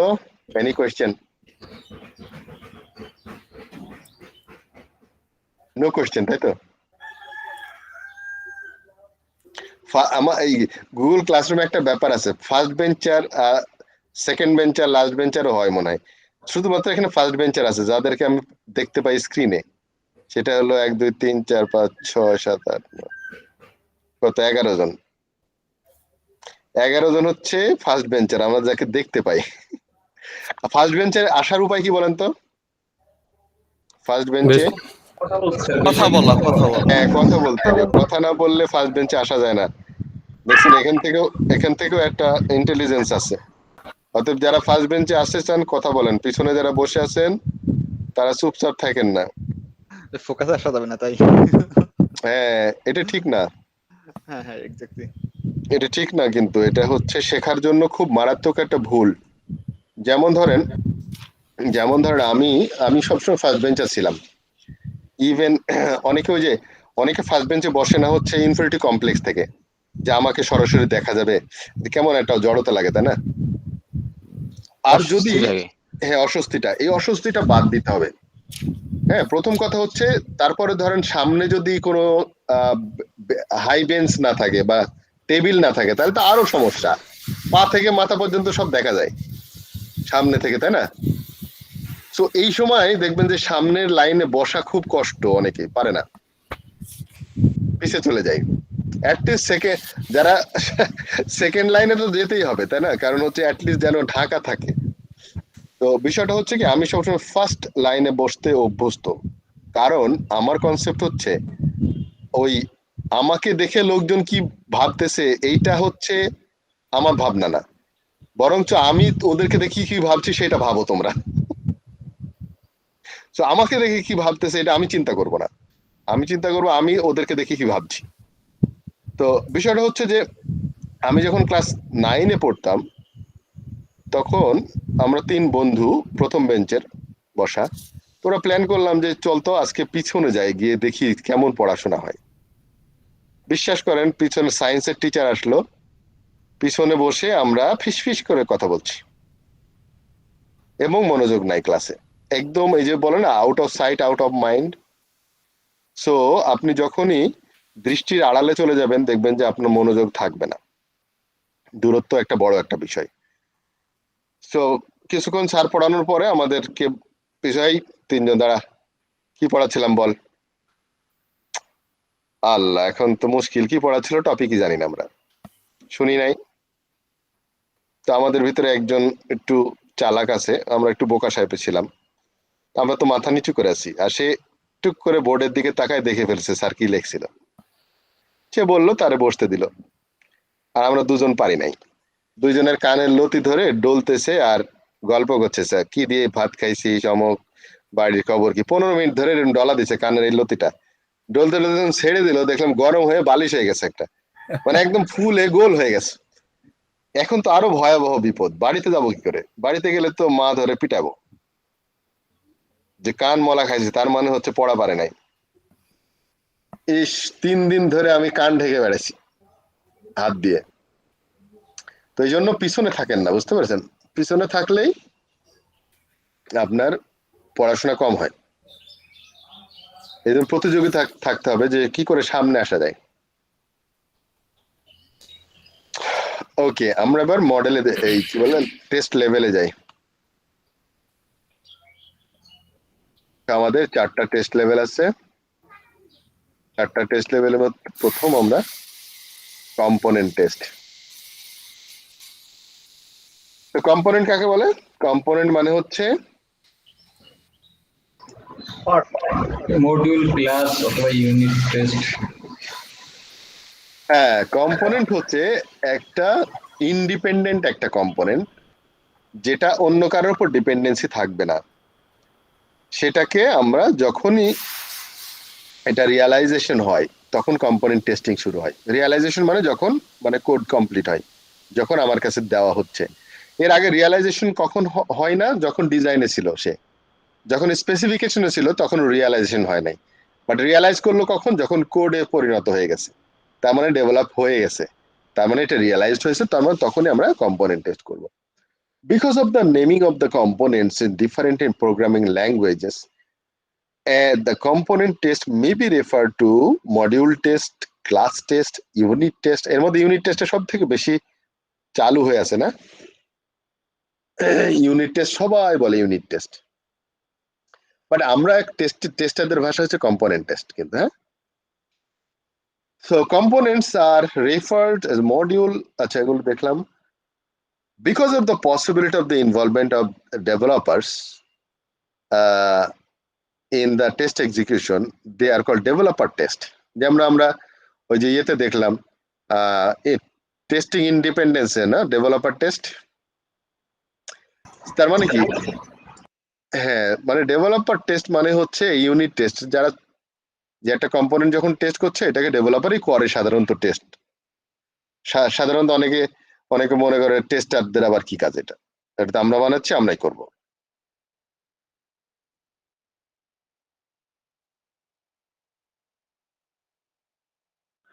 স্যার এখানে আমার একটা কোশ্চেন ছিল। বলেন।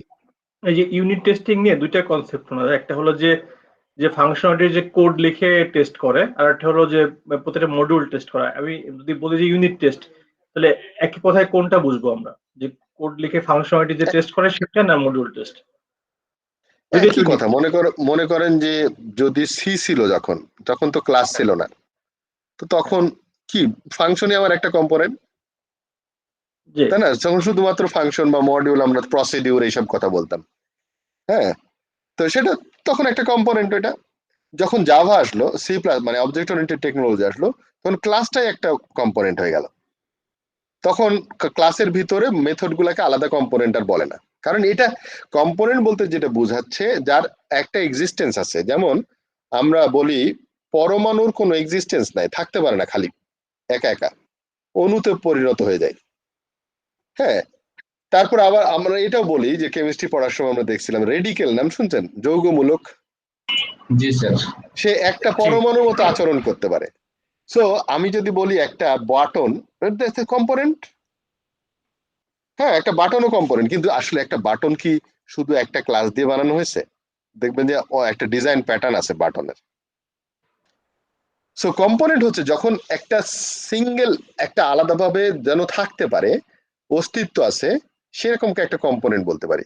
হ্যাঁ, হতে পারে যে একটা পুরা সফটওয়্যারটা আরেকটা সফটওয়্যারের জন্য কম্পোনেন্ট, বুঝতে পেরেছেন? তো সেই ক্ষেত্রে আমরা কম্পোনেন্টটাকে এই জন্য একটু হলিস্টিক অ্যাপ্রোচে ধরতে হবে যে, বাট একদম সিঙ্গেল কম্পোনেন্ট যেটা বলছে সেটা হচ্ছে can be a method, can B A class, এর নিচে তো রাখা যায় না। শুধু একটা ভেরিয়েবল তো কম্পোনেন্ট হয় না, আমার আলাদা একটা আইডেন্টিটি আছে একটা মেথডের বা একটা ক্লাসের, সেটা হচ্ছে একটা কম্পোনেন্ট।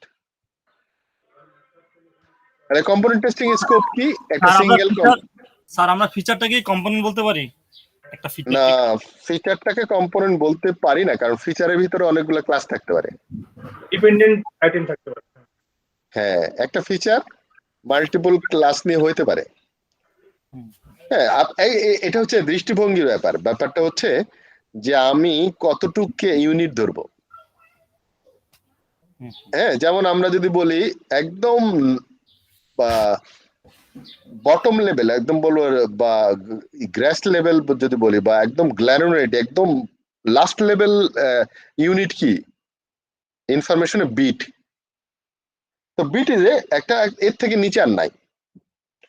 সো আমরা যখন বলি হিসাব করার সময় বাইট দিয়ে বলি, যদি বলি যে কত বাইটের জায়গা লাগে, বাট বিট তো বাইট তো আবার বিট দিয়ে তৈরি, তাই না? তো ওই আমি যতদূর পর্যন্ত নেওয়া যায়, যেমন আপনি র্যামের সাইজ মাপার জন্য নিশ্চয় বিট দিয়ে বলবেন না, আপনি বলবেন কত বাইট। ইভেন আপনি মেমোরি অ্যালোকেশনের জন্য মিনিমাম একটা 1 বাইটের নিচে হয় না র্যামের ক্ষেত্রে।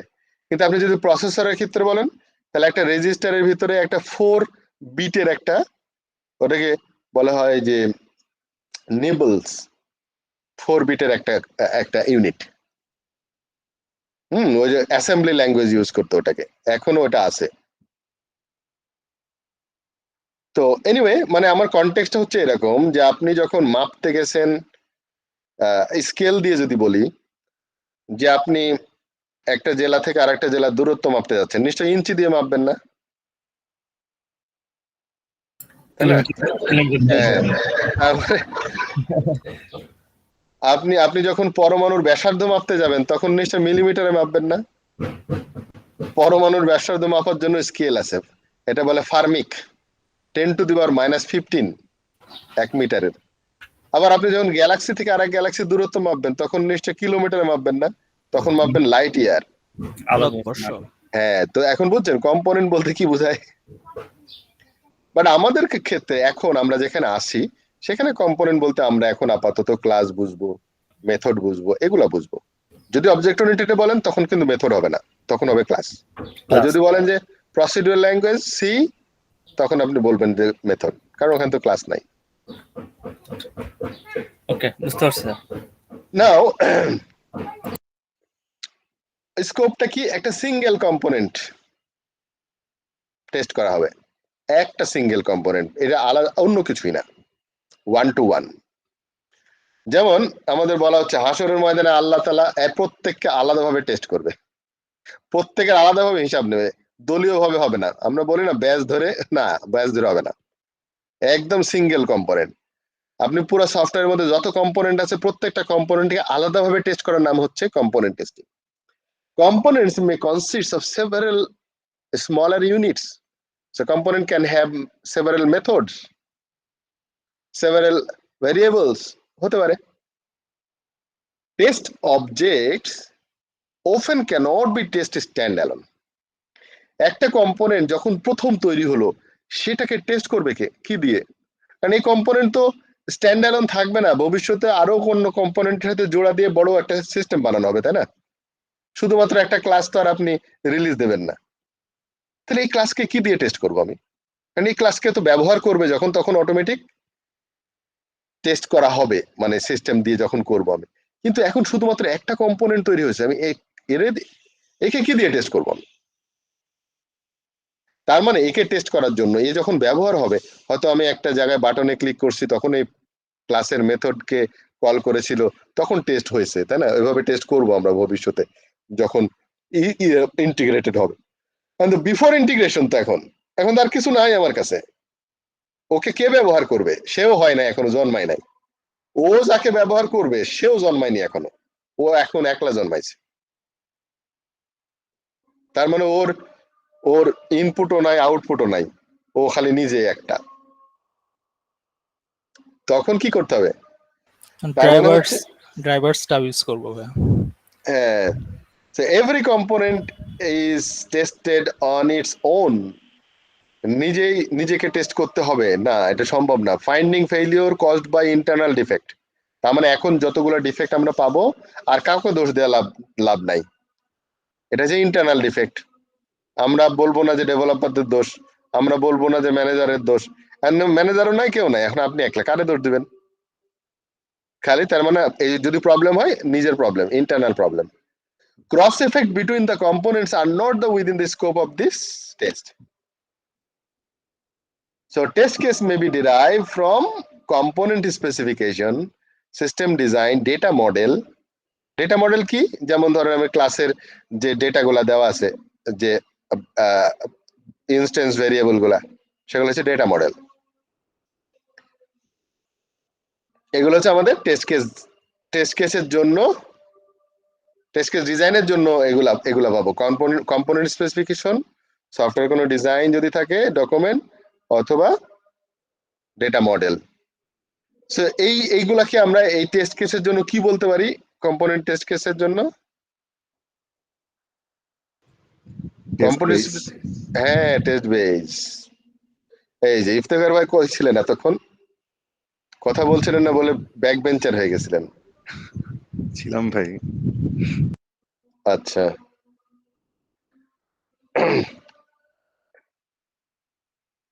কম্পোনেন্ট টেস্টেরও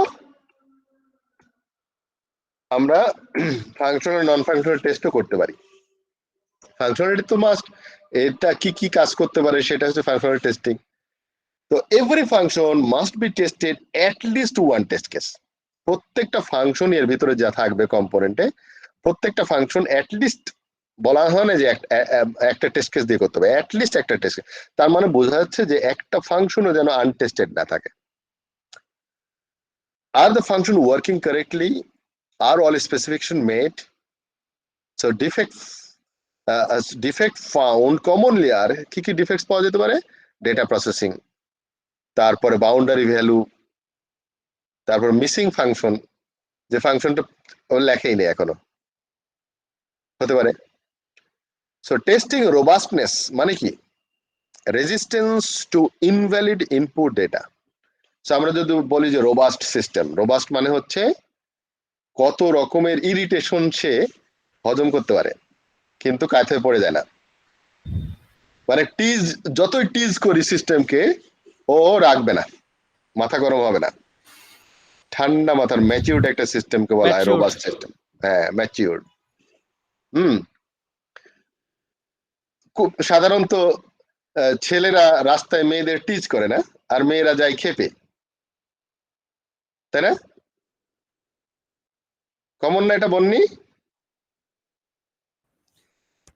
না স্যার, এখন মেয়েরাও টিচ করে স্যার। জি স্যার, বাট আচ্ছা, আমার বল। কখনো করি নাই। এরকম হয় নাই বন্নি? স্যার আমার কথা শোনা যাচ্ছে? হ্যাঁ হ্যাঁ, অনেকেই দেখেছি স্যার, বাট আমার মানে আমি কখনো করি নাই এই জিনিসটা। এটা একটা বড় কারণ ছিল হচ্ছে আমি ভাবতাম যে আমার কোনো বড় ভাই নাই, আমি রেগে গেলে আমাকে প্রোটেক্ট করবে কে। আচ্ছা, কিন্তু তাহলে কেউ টিচ করে নাই কোনোদিন? শীষ দেয় নাই, শীষ মারে নাই?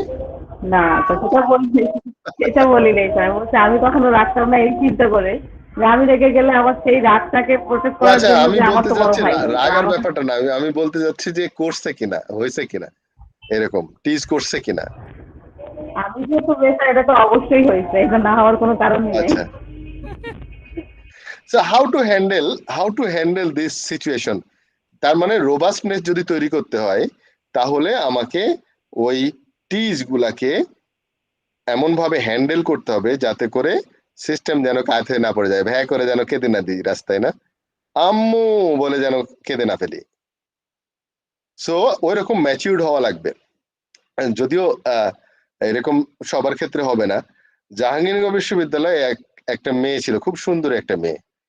তো সাধারণত যেটা হয় ওখানে একজন টিচার ছিল, সে হচ্ছে ইয়াং, খুব হ্যান্ডসাম। তো এখন ওই টিচার ওই ছাত্রীর প্রেমে পড়ে গেল ভিতরে ভিতরে আর কি, নিজের মনে মনে। তো একদিন অফার করে বসছে, একলা পেয়েছে, বলে দিছে আই লাভ ইউ। এখন এই কথা শুনলে একটা মেয়ের কেমন লাগে? তাও আবার টিচার মানুষ। সে মেয়েটা ছিল স্মার্ট, মানে রোবাস্ট। সে স্যারকে বললো, sir I love you too. এখন শোধ হয়েছে, এখন স্যার যান। মানে বুঝছেন?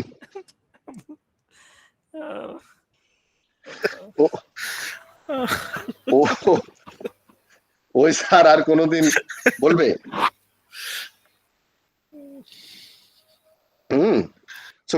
বিষয়টাকে কি সহজ করে নেওয়ার ব্যাপারটা। হ্যাঁ, সো এখানে সফটওয়্যারের ক্ষেত্রে রোবাস্টনেস মানে হচ্ছে যত রকমের নেগেটিভ টেস্ট করা যায়, নেগেটিভ টেস্ট করে করে আমি সফটওয়্যারকে টলারেন্স লেভেল বাড়াই দেব। কেমন?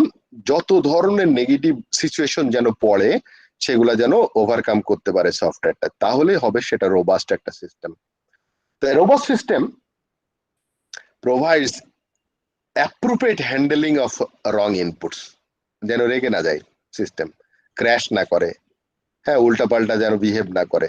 কারণ মানুষজন টিচ করবেই, মানুষজন আমার সফটওয়্যারকে টিচ করে ফেলে দিয়ে সিকিউরিটি ব্রিচ করিয়ে হ্যাক করার চেষ্টা করবে। আপনি জাস্ট একটা জিনিস শেয়ার করতে চাই।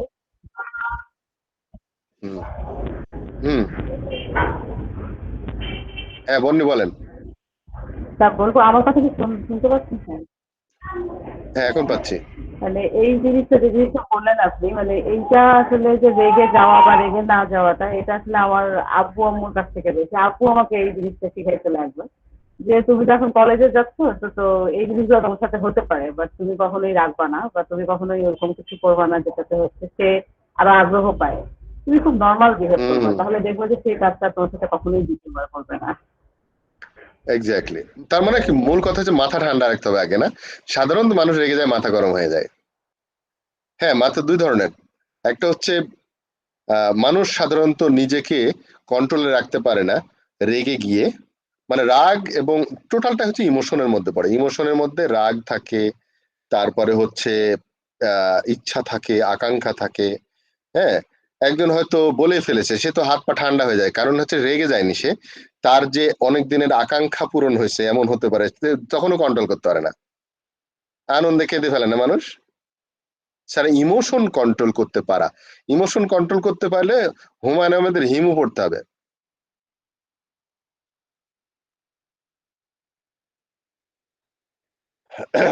Anyway, wrong inputs accepts in the system may produce failure in further processing. তারপর রং আউটপুট দিতে পারে, সিস্টেম ক্র্যাশ করতে পারে, যে কোনো ধরনের সিস্টেম ব্রিচও হতে পারে।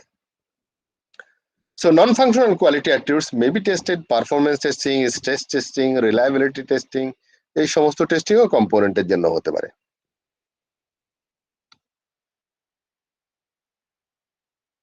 টেস্ট হার্নেস হচ্ছে ওইটা আমি পরের স্লাইডে যাই, সেম জিনিসই বা ডায়াগ্রাম আছে।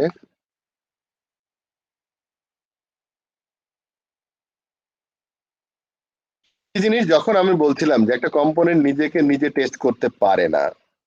15 minutes break. Okay, thank you. Just আমরা 45-এ আসবো, এখন 30 বাজে, ঠিক আছে? Okay, thank you. Thank you. Bye.